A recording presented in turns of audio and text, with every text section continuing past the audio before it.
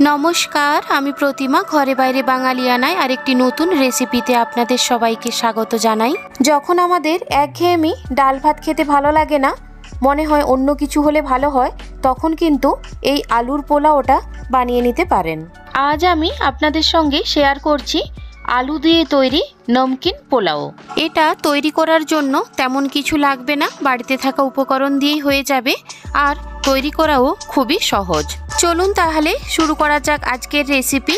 এই আলুর পোলাও বানানোর জন্য লাগবে আলু, পেঁয়াজ, আদা, লেবু আর কাঁচা লঙ্কা। সবার প্রথম এখানে আমি আলুর খোসাটা ছাড়িয়ে নিচ্ছি। এখানে আমি যেহেতু 3 জনের জন্য আলুর পোলাওটা বানাচ্ছি, সেই জন্য আমি এখানে একটা আলু ব্যবহার করছি। আপনারা কম বা বেশি পরিমাণ পোলাও বানাতে চাইলে সেক্ষেত্রে সমস্ত জিনিসের পরিমাণ কমিয়ে অথবা বাড়িয়ে নিতে পারেন। একই রকম ভাবে আমি পেঁয়াজের খোসাটাকেও ছাড়িয়ে পরিষ্কার করে নিলাম। এবার পেঁয়াজটাকে টুকরো করে কেটে নিচ্ছি। এখানে টুকরোটা মিডিয়াম সাইজের হবে, খুব ছোটও না খুব বড়ও না। এখানে 3 জনের পোলাও বানানোর জন্য একটা পেঁয়াজই যথেষ্ট। গোটা পেঁয়াজটাই টুকরো করে কেটে নেওয়া হয়ে গিয়েছে, এটাকে সরিয়ে রাখছি এবং একই রকম ভাবে আলুটাকেও টুকরো করে কেটে নিচ্ছি।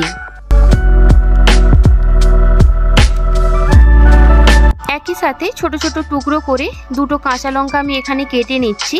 যদি ঝালের পরিমাণ আপনারা বেশি চান সেক্ষেত্রে কাঁচা লঙ্কার পরিমাণ আপনারা বাড়িয়ে নিতে পারেন। আর লাগবে এক টুকরো লেবু, লেবুটাকেও কেটে সাইডে রেখে দিলাম। এরপর আদার খোসাটাকেও সুন্দরভাবে ছাড়িয়ে নিচ্ছি, তবে আদাটাকে এখানে আমি ছোট ছোট টুকরো করে কাটবো না, এটাকে গ্রেট করে বা কুড়ে দেব। একই সাথে 1.5 বাটি পরিমাণ বাসমতি রাইস আমি জল দিয়ে ভালোভাবে পরিষ্কার করে ধুয়ে রাখছি। এরপর ইন্ডাকশনের মধ্যে একটা প্রেসার কুকার বসিয়ে দিয়েছি। প্রেসার কুকারের মধ্যে দিয়ে দিলাম 1 চামচ পরিমাণ সাদা তেল আর 1 টুকরো দিয়ে দিলাম বাটার। বাটার যদি না থাকে সেক্ষেত্রে এখানে ঘিও ব্যবহার করতে পারেন। আর এতে দেওয়ার জন্য রেডি করে নিয়েছি লং, এলাচ, দারচিনি আর তেজপাতা। বাটার আর তেল গরম হয়ে গলে আসলে এর মধ্যে দিয়ে দিলাম গোটা গরম মশলা। গরম মশলা দেওয়ার পর তেল আর বাটারের সাথে গোটা গরম মশলাগুলোকে একটু নেড়েচেড়ে নিচ্ছি। নেড়েচেড়ে নেওয়ার পর এর উপরে দিয়ে দিচ্ছি ছোট ছোট করে কেটে রাখা পেঁয়াজ আর কাঁচা লঙ্কা।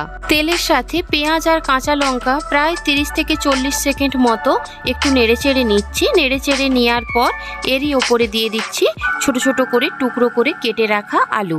সেম ভাবে আলুটাকেও 30 থেকে 40 সেকেন্ড মতো একটু নেড়েচেড়ে নিচ্ছি। মাত্র 10 মিনিটের মধ্যে তৈরি হয়ে যায় এই পোলাও। খেতে কিন্তু অসম্ভব সুন্দর লাগে। হাতে যেদিন টাইম না থাকবে সেদিন কিন্তু এভাবে একবার বানিয়ে দেখতে পারেন।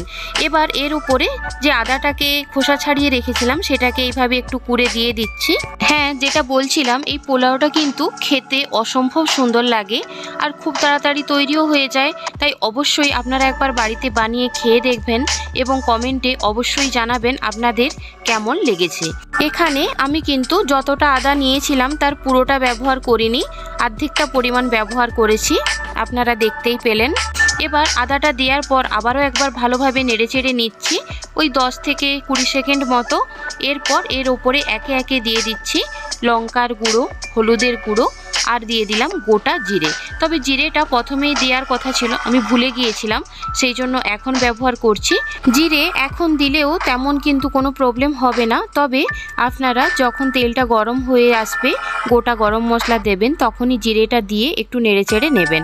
এবার সমস্ত কিছুকে খুব ভালোভাবে মিক্সড করে নেড়েচেড়ে নিয়ে এর ওপরে দিয়ে দিচ্ছি আগে থেকে ধুয়ে রাখা চাল। সমস্ত কিছুর সাথে খুব ভালোভাবে নেড়েচেড়ে মিক্সড করে নিচ্ছি। সমস্ত কিছু খুব ভালোভাবে মিক্সড করে নেওয়ার পর এরই ওপরে দিয়ে দিচ্ছি 2 বাটি পরিমাণ জল। এখানে আমি যেই বাটির মাপে চাল নিয়েছিলাম সেই বাটির মাপেই দিলাম 2 বাটি পরিমাণ জল আর দিয়ে দিচ্ছি পরিমাণ মতো নুন আর 1 পিস যে লেবুটাকে আমি কেটে রেখেছিলাম লেবুর রসটা এখানে দিয়ে দিলাম। যেহেতু সব চালে সমান জল লাগে না আর আমার এই চালের জন্য 1 বাটির জন্য প্রায় 1.5 বাটির কাছাকাছি জল লাগে, তাই এখানে আমি 2 বাটি জল ব্যবহার করলাম। জলের সাথে সমস্ত কিছুকে নেড়েচেড়ে খুব ভালোভাবে মিশিয়ে নিচ্ছি। মিশিয়ে নেওয়ার পর এরই মধ্যে দিয়ে দিচ্ছি স্বাদের জন্য খুবই অল্প পরিমাণ চিনি। এই চিনিটা অপশনাল, চাইলে আপনারা দিতেও পারেন নাও পারেন, তবে এটা দিলে স্বাদটা খুব ভালো আসে। এবার প্রেসার কুকারের ঢাকনাটা বন্ধ করে 2টো সিটি লাগিয়ে নিচ্ছি। 2টো সিটি লাগিয়ে নেওয়ার পর 5 মিনিট মতো অপেক্ষা করেছিলাম। প্রেসারটা আর নেই, তাই প্রেসারের ঢাকনাটা খুলে দিয়েছি। এবার দেখুন কতটা ঝরঝরে এবং কতটা সুন্দর হয়েছে আলুর পোলাও বা নমকিন রাইস। হাতে যদি সময় থাকে এইভাবেই 5 থেকে 7 মিনিট স্ট্যান্ডিং টাইমে রাখলে খুবই ভালো হয়। নমকিন রাইস বা আলুর পোলাও একদম রেডি। এই নমকিন রাইস খাওয়ার জন্য কিন্তু অন্য কিছুর একদমই প্রয়োজন নেই। নর্মালি এটা খেতে কিন্তু অসম্ভব সুন্দর লাগে। শুধুমাত্র সাজিয়ে নেওয়ার জন্য এর ওপরে আমি একটা ডিমের পোচ দিয়ে দিচ্ছি। আর আপনারা যদি ডিম খেতে ভীষণই ভালোবাসেন সেক্ষেত্রে আপনারাও এভাবে একটা ডিমের পোচ বানিয়ে নিতে পারেন। সব থেকে সহজ পদ্ধতিতে আপনাদের সাথে মাত্র 10 মিনিটে কিভাবে আলুর পোলাও বানিয়ে নেওয়া যায় সেটা শেয়ার করলাম। যদি ভিডিওটি ভালো লেগে থাকে অবশ্যই আপনারা বাড়িতে একবার ট্রাই করতে পারেন। ভিডিওটি ভালো লাগলে লাইক, কমেন্ট, শেয়ারের অনুরোধ রইল। আরও নিত্য নতুন ভিডিও পেতে ইউটিউব থেকে দেখলে চ্যানেলটি সাবস্ক্রাইব করে নিয়ে পাশে থাকা বেল আইকনটি প্রেস করে নেবেন। আর ফেসবুক থেকে দেখলে পেজটি ফলো করে নেওয়ার অনুরোধ রইল। আজ এই পর্যন্তই, ফিরে আসছি খুব তাড়াতাড়ি নতুন কোনো রেসিপি নিয়ে নতুন কোনো ভিডিওতে। ভিডিওটি দেখার জন্য সবাইকে অসংখ্য ধন্যবাদ।